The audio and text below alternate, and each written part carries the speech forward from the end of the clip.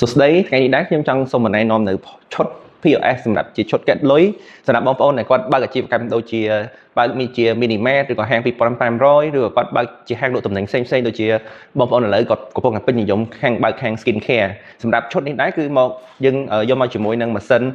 POS នេះមួយគឺ Single Screen ដែលវាមានសភាព Touch យើងអាច Touch បានបាទថាច់វាគឺលឿនតែម្ដងយើងអាចថាច់ចូលកម្មវិធីចូលអីបានអញ្ចឹងណាបាទហើយវាមាន speaker មកស្រាប់ជាមួយនឹង Wi-Fi បាទសំខាន់ជាងនេះគឺ Wi-Fi ដែលបងប្អូនអាចចាំបាច់ថតខ្សែអ៊ីនធឺណិតទេគឺយើងអាចប្រើ Wi-Fi ភ្ជាប់ជាមួយនឹង software ឬក៏បងប្អូនអាចប្រើទៅលើអីផ្សេងៗក៏បានដែរម៉ាស៊ីននេះដែរគឺមកជាមួយនឹង speaker Wi-Fi ហើយនឹង Windows 10បាទអញ្ចឹងក្នុងមួយឈុតនេះដែរគឺយើងមាន free ជូន mouse ហើយនឹង keyboard ជាមួយនឹង mousepad បាទ mousepad នេះគឺរចនាឡើងដោយក្រុមហ៊ុន Skyboard យើងផ្ទាល់តែម្ដងបាទអញ្ចឹងតមកទៀតគឺភ្ជាប់មកជាមួយនឹង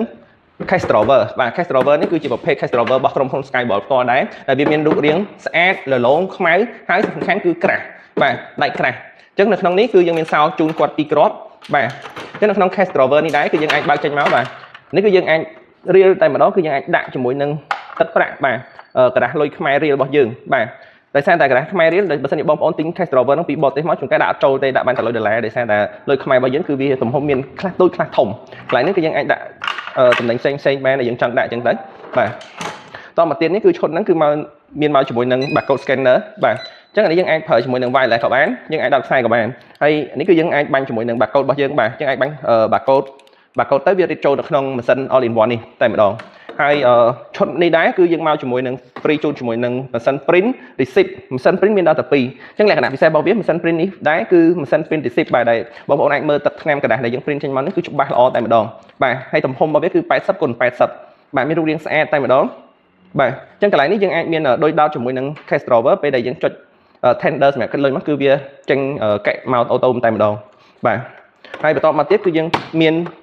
រូបចូលជាមួយនឹងម៉ាស៊ីន print មួយប្រភេទនេះដែរម៉ាស៊ីន print ប្រភេទនេះគឺយើងអាច print ជា sticker បាទ sticker បកបិទអញ្ចឹងបាទបកបិទបាទ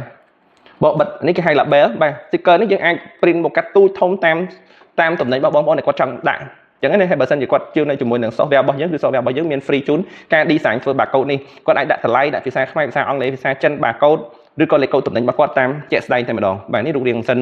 print barcode ម៉ាស៊ីន print barcode របស់យើងបាទអញ្ចឹងក្នុងមួយឈុតនេះដែរគឺយើងមានតម្លៃពិសេសបើសិនជាបងប្អូនគាត់ចង់ចំណាប់អារម្មណ៍អាចតាក់ទងមកកាន់យើងខ្ញុំគឺយើងខ្ញុំនឹងមាន